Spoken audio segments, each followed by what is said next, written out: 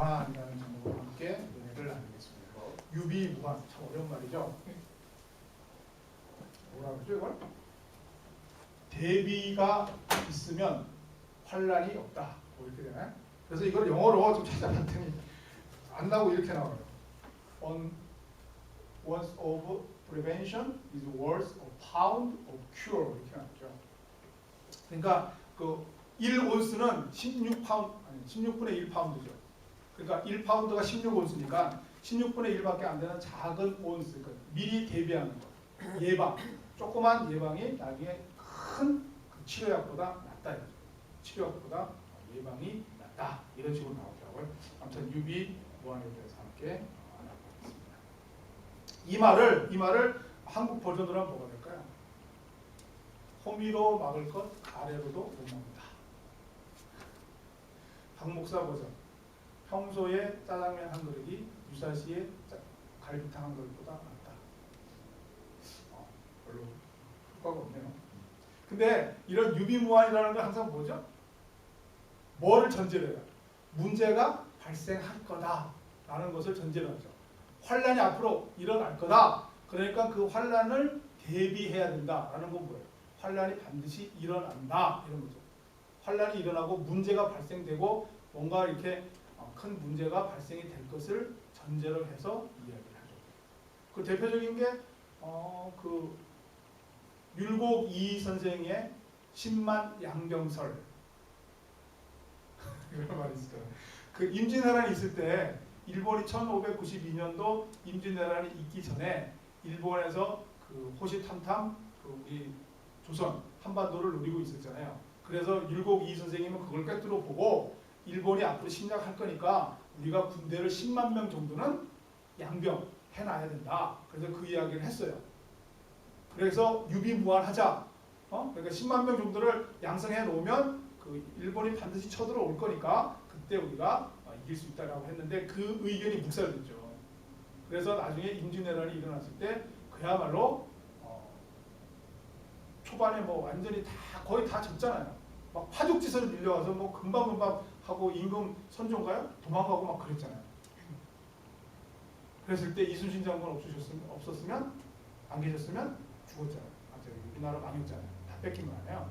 그게 명량인가요? 영화에 그 나온 거잖아요. 아무튼 그것처럼 율곡 이 선생의 10만 양병설이라는 건 뭐냐면 유비무한의 가장 대표적인 예가 될 수가 있죠.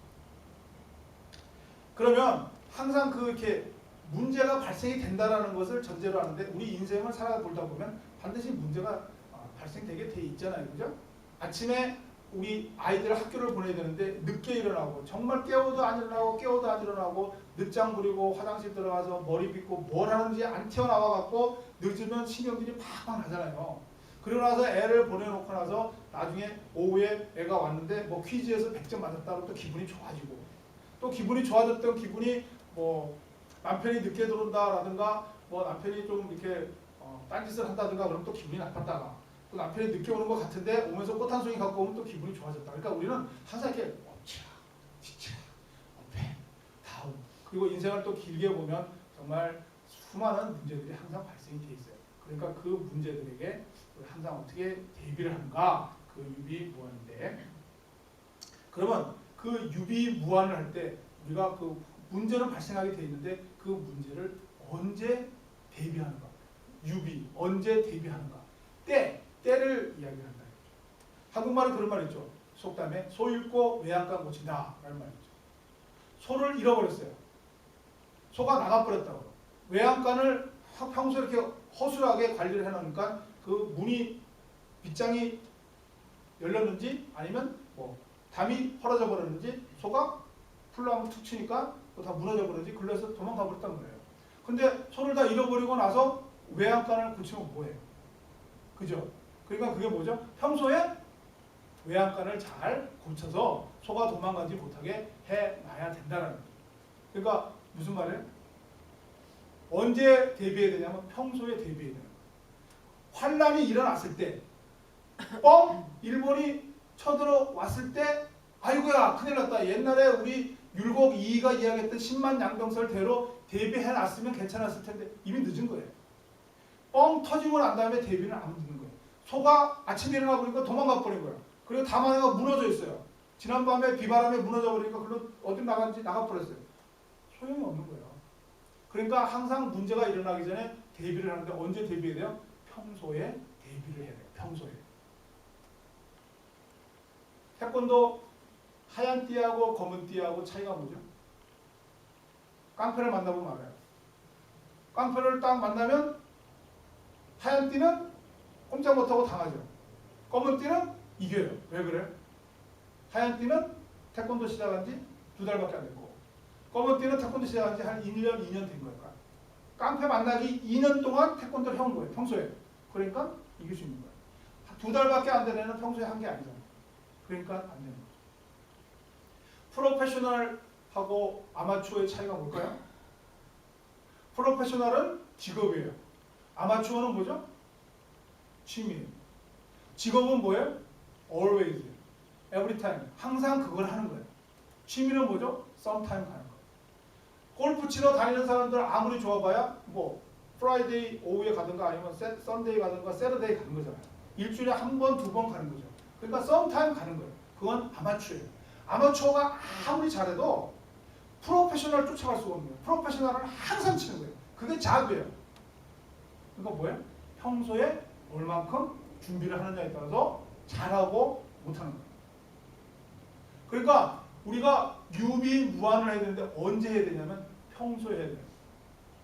일이 터지고 난 다음에 준비를 아무 소용이 없어요. 그러니까 평소에 차근차근히 준비를 해야 되는 거죠. 근데 문제가 있어요.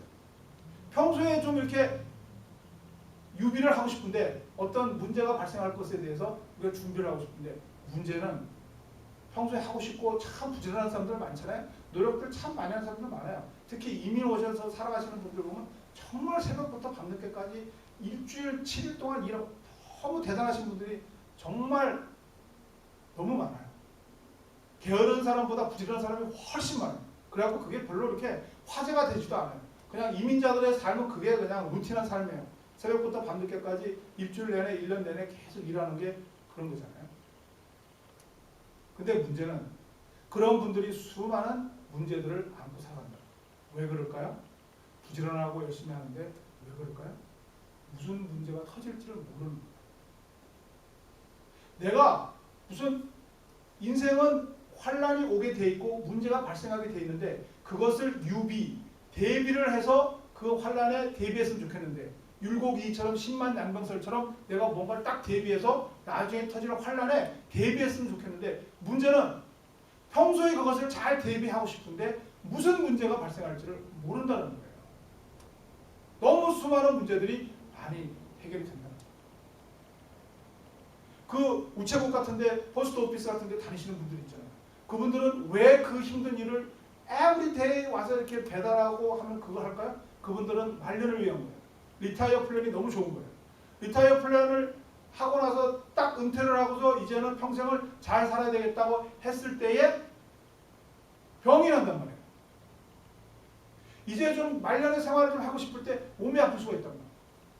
이제는 부부가 같이 좋은 직장에 다니면서 리타이어 플랜을 하고서 정말 둘이 잘 살았으면 좋겠는데 둘이 사이가 나빠진단 말이에요. 그리고 부부 사이도 좋고 건강하고 다 좋은데 자식이 문제를 일으켜요. 그러니까 수많은 예들을 우리가 보잖아요. 그러니까 우리는 무슨 문제가 발생할지를 몰라요. 그래서 평소에 무슨 일을 다 준비를 하고 싶어요. 그래서 우리가 아이들도 학원 보내고 아이들도 좋은 공부를 시키고 좋은 잡을 보내고 하는 게 다 뭐예요? 다 그거잖아요. 아이들의 장래를 위해서 대비를 시켜주는 거잖아요. 평소에 너 이렇게 스펙을 쌓아야 나중에 좋은 잡을 가고 좋은 잡에 20년 30년 해야 너가 집도 사고 아이들도 잘 키우고 해외여행도 다니고 잘 살 수 있다. 그리고 건강을 위해서 잘 먹어요. 그리고 사람들의 관계를 위해서 열심히 노력해요. 그 모든 것이 뭐예요? 평소에 노력이 우리 알아요. 근데 문제는 항상 생각지 못한 일들이 자꾸 터지게 돼 있다는 거예요. 그게 문제예요. 그래서 우리가 평소에 그러면 어떤 대비를 해야 되느냐 중요해요. 아까 1번은 평소에 준비를 해야 되는데 두 번째는 그 평소에 어떤 준비를 해야 되느냐. 무슨 준비를 해야 되느냐. 그게 중요하다라는 거예요. 이런 일화가 있어요. 어떤 회사에서 꽤 이렇게 자그마하지만 중소기업이지만 알찬 회사에서 그 사장이 갑자기 사고를 당해서 공석이 되어버렸어요. 그래서 누군가 그 사장 자리를 앉아야 되는데 그거를 이제 직원들이 이렇게 뽑게 된 어떤 시스템이 되어 있습니다. 그 직원들이 그 누구를 사장을 뽑아야 되는가 해서 결국 최종 후보 몇 명을 두고 이제 투표를 한 거예요. 그래서 투표를 했는데 모든 사람이 될 거라고 예상했던 가장 유능하고 가장 일 잘하고 또 그 사장 죽기 전임 사장이 사고 나서 죽기 직전에 가장 높은 자리에 있었던 그 사람이 당연히 될 줄 알았는데 그 사람은 떨어지고 전혀 이렇게 제일 안 될 것 같은 사람이 나중에 투표를 해서 그 사람이 사장이 됐다라는 거예요. 그런데 나중에 그것이 참 이상한 일이다라고 해서 여러 가지로 이렇게 이야기가 나오는데 결론은 뭐냐면 사람들이 투표를 하려고 그러는데 그 1번, 2번, 3번 이렇게 있는데 1번을 찍어야 되는데 그 가장 유능했던 사람 가장 그 일도 잘하고 높은 지위 있었던 그 사람은 당연히 찍으려고 생각했는데 자꾸 그 사람한테 이게 손이 안 간다는 거예요. 이게 투표가. 그리고 자꾸 제일 별 볼 일 없는 것 같은 사람한테 자꾸 그 사람을 찍어야 될 것 같은 뭔가 자꾸 이렇게 땡긴다는 거예요. 이상하다 하면서 한 명, 두 명이 이제 술 한잔 먹으면서 이야기하든가 뭐 서로 차 한잔 마시면서 이야기하면서 나중에 결론이 뭐냐면 왠지 1번 그 사람은 계속 뭔가 좀 직원처럼 보였다라는 거예요. 자꾸 이렇게. 일은 잘하고 자꾸 유능한데 그냥 이렇게 자꾸 그 사장 밑에서 열심히 일하는 유능한 직원으로만 느껴졌지 사장으로 이렇게 찍으려니까 뭔가 손이 안 갔다라는 거예요. 그 된 사람 3번 제일 꼬라미 제일 별 볼 일 없던 사람이 그 사람은 자꾸 뭔가 좀 별 볼 일 없는 것 같은데 이 사람이 뭔가 사장에게 자꾸 어울릴 것 같은 느낌이 들었다는 거예요. 그래갖고 손이 자꾸 사장 하다가 제일 어울릴 것 같은 사람 찍어서 하다 보니까 그 사람 표가 제일 많이 나와서 됐다라는 거예요. 참 신기한 일이다 하는데 그 비밀이 어디 있었냐면 그 사장이 새로 되신 분은 그 자기 그룹에서 제일 이렇게 좀 약간 밑으로 쳐져 있고 항상 그래서 집에 와서 이렇게 풀이 죽어 있고 항상 그래서 그 아내가 그 왜 그러냐고 해서 이제 수십 년 동안 그 직장 생활하니까 그 사정을 알았을 거 아니에요. 별로 뛰어나지 못하고 별로 이렇게 잘 특출나지 못하고 그랬던 거를 알아서 기가 이렇게 늘 죽어 있었던 것을 안 아내가 아이들을 다 모으고 집안 식구들 다 모으고 아빠가 그리고 당신의 아들이 당신의 형제가 그런 상황에 있으니까 그 사람에게 힘을 북돋아 주자 용기를 주자. 그럼 어떻게 하냐 집에 들어오면 우리 가족끼리는 가장 사장 대우를 해주자. 그래갖고서 온 집안 식구들이 특히 가족 식구들이 늘 사장처럼 대했다는 거예요. 그 처음엔 그게 웃은 것 같은데 그게 1년, 2년, 3년 되니까 이분이 회사에서는 별 볼 일 없는 것 같은데 집에만 가고 집안들만 모이면 사장처럼 돼버린 거예요. 그리고 어느 날 갑자기 모든 풍채라든가 말하는 거를 느낌 자체가 사장처럼 됐다라는 거예요. 그러니까 이걸 투표하다 보니까 이리로 가는 거에 자꾸 끌리는 거예요. 사장은 이 사람이 돼야 될 것 같다. 그래서 그분이 사장이 됐다라는 일화가 있어요. 믿거나 말거나. 자, 이거 무슨 이야기가 나는 거예요? 무슨 노력을 하는 거예요? 내가 평소에 노력을 하는데 내가 무슨 노력을 하는 거예요? 내가 2인자로서 직원으로서 최선을 다해서 계속 일하면 직원이에요. 내가 늘 사장이 되는 것처럼 노력하고 사장처럼 말하고 사장처럼 행동하고 사장처럼 생각하면서 노력을 하면 사장이 되는 거예요.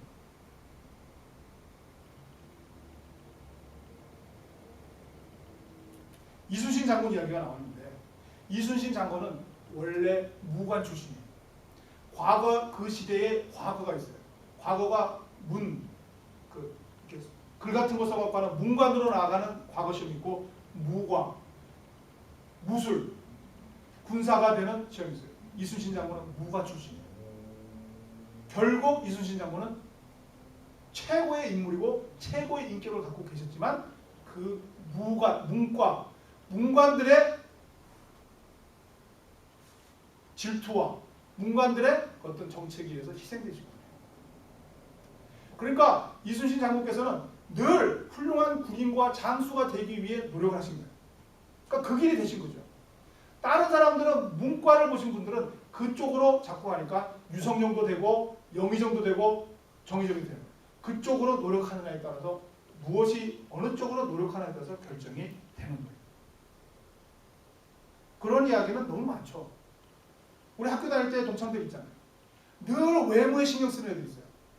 항상 여학생한테 잘 보이려고 그러고 항상 외모에 신경 쓰고 옷 하나 입는 것도 신경 쓰고 그랬던 아이들과 늘 공부만 힘썼던 아이들 지금 마찬가지잖아요. 그 지금도 열심히 외모에 신경 쓰고 가난하게 살아요. 공부 열심히 신경 썼던 애들 훌륭한 사람이 돼 있죠. 그러니까 평소에 노력을 하는데 무엇을 향해서 노력을 합니다. 어떤 노력을 하느냐가 큰 차이가 납니다. 이걸 성경에서 많이 이야기해 주고 있는 거예요. 다윗이 있고 골리앗이 있어요. 골리앗은 무기와 무술과 거기에 모든 걸 의지했던 사람. 평생 무술을 연마했던 사람. 그리고 그 무술에 합당한 갑옷을 입고 무술에 합당한 무기를 가지고 평생 그 무예 쪽으로 노력했던 사람이에요. 그래서 그 사람 소원대로 천하제일의 장군이 됐어요. 반면에 이쪽에 어릿어릿한 17살짜리 목동 소년, 이 소년은 평소에 하나님만 의지했어요. 둘이서 붙은 거예요. 이 사람은 천하 최고의 장수예요. 이 사람은 하나님만 의지해요. 여호와의 이름으로 돌멩이 들고 나가고 이 사람 무예로 나와요. 누가 이게? 다윗이 이겨요. 아주 우습게 이겨요. 돌 던졌는데 이마에 돌이 박혔다. 30년 동안 무예 닦은 거 다 소용없었던 거예요. 한 방에 나갔다. 그 다음에 기드온의 300명 세 있잖아요. 미디안, 지금으로 치면 사우디아라비아 그쪽에서 이스라엘 쪽으로 적들이 왔어요. 왜냐하면 사막지대니까 사우디아라비아는 사막지대니까 거기는 곡식들이 없잖아요. 그러니까 그 이스라엘 그쪽이 곡식이 많이 나니까 그쪽에서 해만 되면 추수 때만 되면 곡식을 탈취하러 넘어오는 거야. 매해 넘어오는 거야. 그랬을 때 얼마나 많이 왔냐면 그 몇 명이나 나와 있지는 않은데 메뚜기 떼같이 많은 미디안 군사들이 넘어왔다고 했어요. 이스라엘 백성들이 늘 그걸 빼앗기니까 그거 갖고 한탄하니까 하나님께서 기드온이라는 그 지도자를 내세운 거예요. 기드온이 야 우리가 이렇게 맨날 당할 수만 없으니까 이번에는 미디안 이 군사들과 맞서 싸우자. 그래서 군사를 모집했어요. 몇 명이 왔어요? 32,000명이 왔어요. 하나님이 거기서 추려요. 32,000명 필요 없다. 몇 명까지 줄여요? 100분의 1. 300명으로 줄여버려요. 300명 갖고 메뚜기 떼와 같은 아라비아 군사, 미디안 군사들을 상대해요. 누가 이게? 300명에서 이겨요. 그럼 뭘 이야기하는 거예요? 무엇을 의지하냐고? 평소에 무술과 평소에 힘을 의지하고 평소에 어떤 양을 의지했던 것을 하나님께서는 여호와의 이름, 하나님의 능력, 그것에 의지하는 것이 더 이길 수 있다는 것을 성경에서 계속 이야기해 주십니다.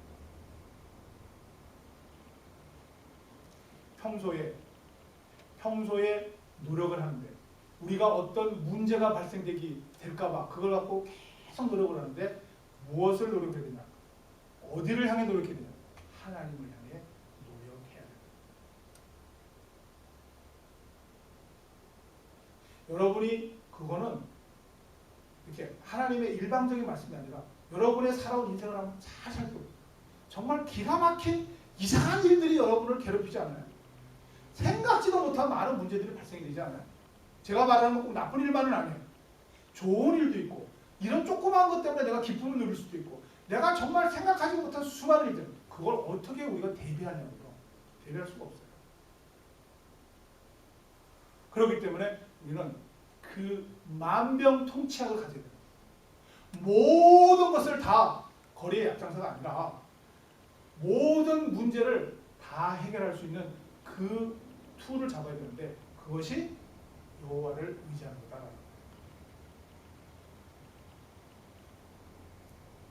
그렇게 하나님을 의지하는 자, 하나님을 통해서 나의 유비무환을 쌓아가는 자, 세상의 것이 아닌 하나님을 통해서 나의 평소에 그 유비를 하는 자들, 그런 자들은 어떤 특징이 갖고 있느냐?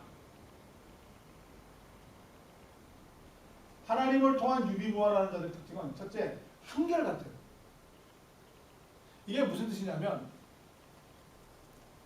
everything, every time 그런 거예요. 우리가 세상에서는 대비를 하는데 뭘 대비하죠? 요거는 대비하고 요건 대비 안 하죠. 예를 들어서 아까 얘기한 것처럼 공부, 열심히 하고, 그 다음에 뭐 노는 것 잘 안 하고, 아니면 돈 버는 것에 대해서 노력을 하고, 아니면 돈 안 되는 것에 노력 안 하고, 이런 식으로 구분을 해요, 세상에서. 그러나 하나님께서 우리에게 알려주시는 것은 뭐냐면 모든 것에 모든 시간을 항상 대비하라. 그게 오늘 읽은 본문이에요. 형제들아, 무엇에든지 참되며 무엇에든지 경건하며 무엇에든지 오르며 무엇에든지 정결하며 무엇에든지 사랑받을 만하며 무엇에든지 칭찬받을 만하며 무슨 덕이든지 무슨 기림이 있든지 이것을 생각하라. 영어로 whatever is true, noble, right, pure. 세상에서 생각할 때 요거는 참될 거고 요거는 참되지 않을 것이다. 요거는 귀하고 요거는 천할 것이다. 요거는 부할 것이고 요거는 비천할 것이다. 그런 식으로 구분을 지어서 요거를 대비하고 요건 대비하지 않는 것이 아니라 하나님은 모든 것에 항상 참되고 항상 경건하고 항상 옳고 그렇게 하라는 거예요. 코람데오라는 건 뭐냐면 하나님 앞에서라는 뜻이에요. 늘 살아갈 때 내가 하나님 앞에서 살아간다라고 생각하면 돼요.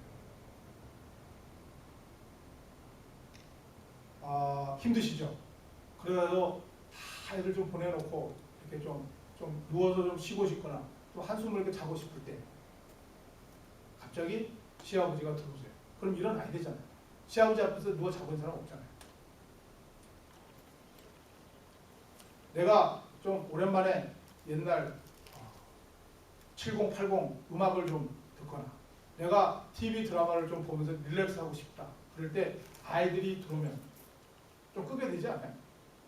아이들 보는 앞에서 아빠가 엄마가 이렇게 풀어지는 모습이나 좀 그런 드라마 보고 희덕거리는 모습을 좀 안 보이고 싶어 하잖아요.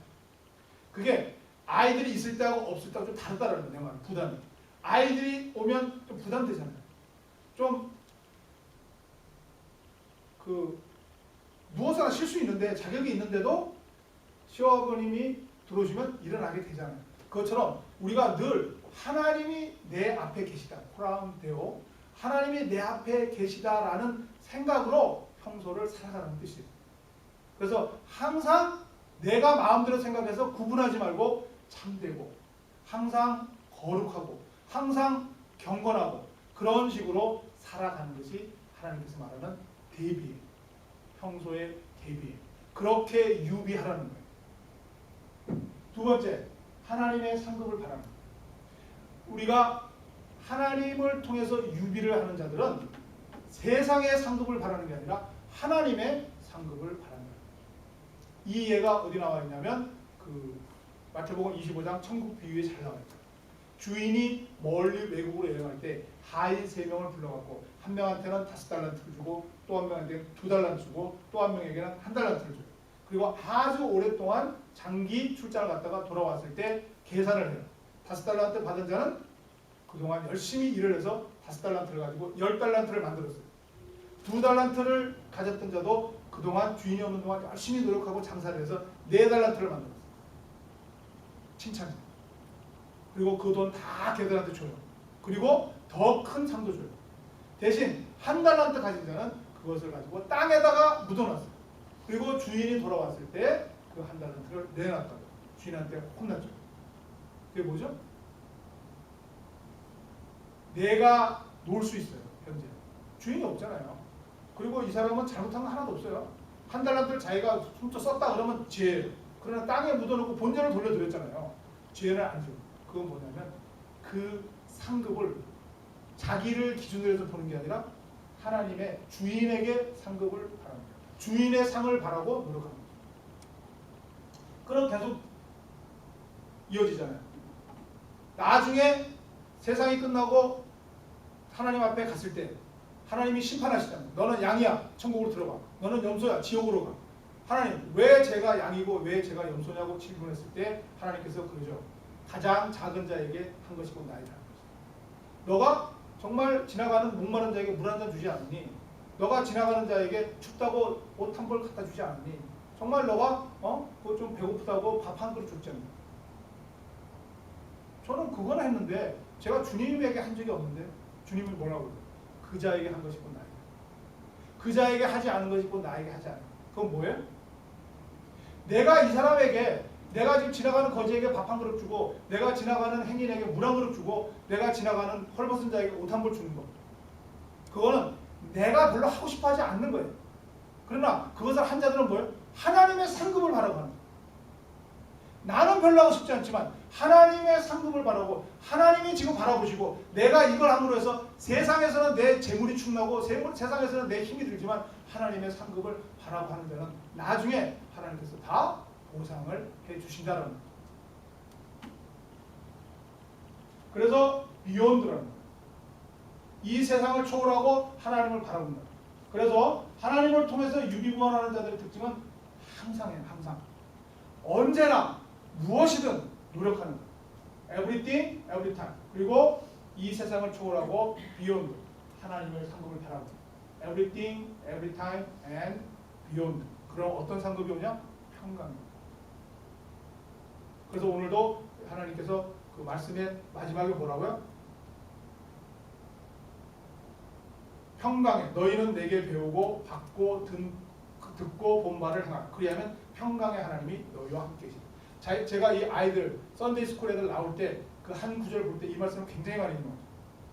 왜냐하면 사실 아이들에게 가장 큰 축복이 뭔지 아세요? 평강이에요. 예수님께서 십자가에서 돌아가시고 제자들이 전부 다 겁이 나갖고 도망가서 어디에 문을 꼭꼭 잠그고 있을 때 예수님께서 부활하신 다음에 그 문을 두들겼어요. 아니 그리고 들어오셨어요. 들어오셔서 한 첫인상은 뭐예요? 평강이에요. 샬롬. 이 평강이야말로 하나님이 주신 가장 큰 선물이고 크리스찬의 특징이 돼요. 바로 이런 우리가 세상적인 유비무환하는 자들에게 평강이 없어요. 내가 나중에 사업이 망할 걸 대비해서 뒤로 돈을 좀 빼돌리겠다. 그래서 사업이 망했어요. 돈 때문에 평강이 와요. 그러나 아까 얘기한 것처럼 그것만으로 그치는 게 아니라 건강이 해칠 수도 있고 사람이 다칠 수도 있고 그런 거예요. 평강이 없어요. 그러나 하나님을 통해서 예비하는 자들, 하나님을 통해서 유비하는 자들에게는 평강이 있는 게 왜 그러냐면 이 세상을 넘어선다. 이 세상을 넘어서는 거예요. 그리고 구분을 안 해요.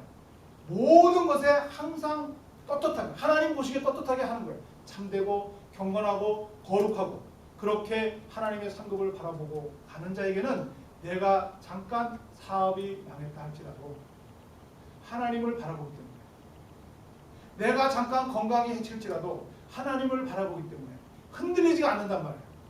늘 한결같다고. 그래서 그 자에게는 평강이 오는 거예요.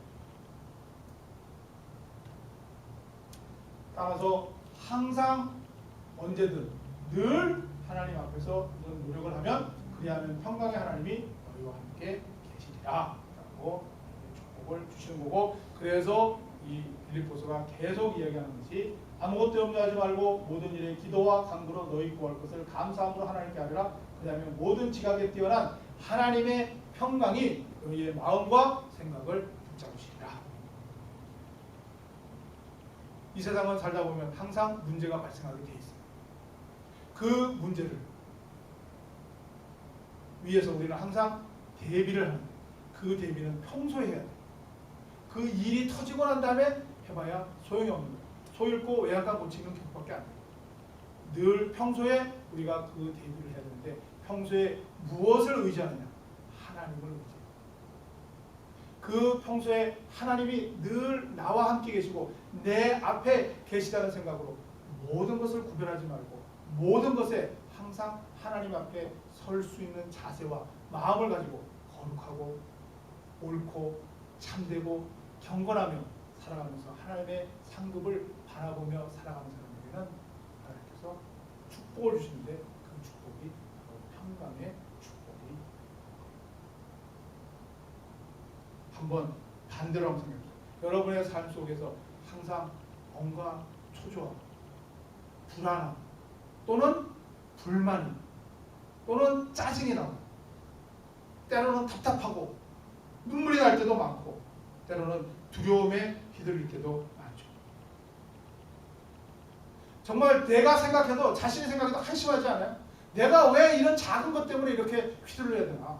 내가 그거 정말 아무것도 아닌 것 때문에 정말 이렇게 힘들고 답답하고 불안하고 초조하고 걱정되고 그렇게 살아가고 있는 것은 아닌지 스스로도 아마 답답할 수도 있어요. 남편을 비롯한 아내를 비롯한 우리 가족들, 자녀들이 영 믿음직지가 못하고 현재가 영 마음에 안 들어요. 그렇다고 해서 미래가 보장되어 있는 것도 아니에요.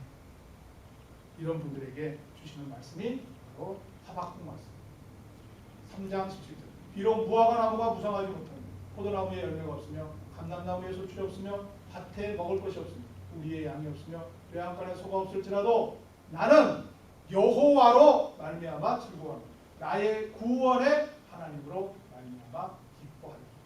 여호와로 말미암아 구원의 하나님으로 말미암아 영어로 in the Lord예요. in the God. 우리가 왜 불안, 초조, 두려움, 걱정, 짜증, 답답함, 질투 왜 나는지 아세요? in myself이기 때문에요. 나에 갇혀있기 때문에 그래요. 그걸 beyond라고. 하나님의 상급과 beyond, 하나님 쪽으로 가야 돼요. 그래서 in the God, in the Lord, 그 안에 있으면 기쁨이 옵니다. 무화과 나무의 열매, 포도나무의 열매, 감람나무의 소출, 먹을 것 우리의 양, 외양간의 소. 기가 막히죠. 외양간에 소가 없으면 아까 외양간 소 잃고 외양간 고친다 그랬는데 성경에도 나오네요. 외양간에 소가 없어도 기쁘십니다. 세상은 내가 미리 고치지 못했구나. 두드려 고쳐야지. 그리고 소 한 마리 사오고 그거 얼마나 힘들어요. 하나님을 믿는 자들은 외양간에 소가 없을지라도 하나님 때문에 기뻐요. 하나님 때문에.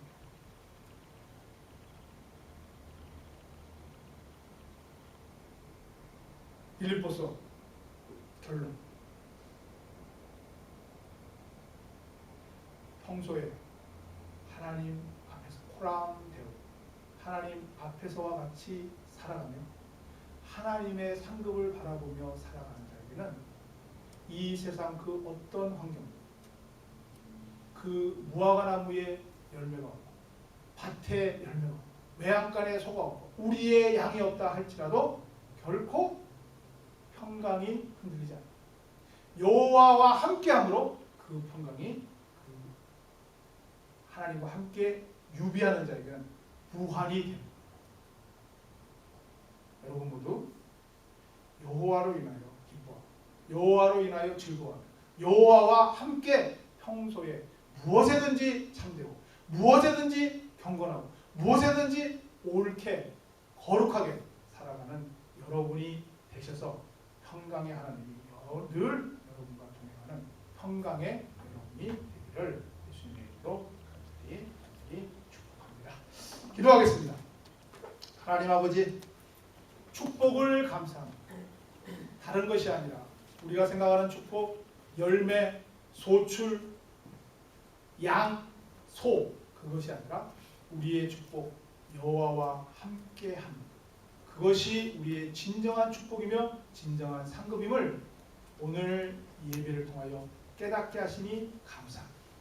이제는 이 세상을 따라 우리가 유비하는 것이 아니라 하나님과 함께 유비함으로 이 세상에서는 그것을 환난이라 할지라도 하나님과 함께함으로 그것이 무한인 줄을 믿게 하여 주옵소서. 하나님과 함께 유비하며 하나님과 함께 무한하는 유비무한의 모든 성도들 되게 하여 주옵소서. 예수님 이름으로 기도드리옵나이다.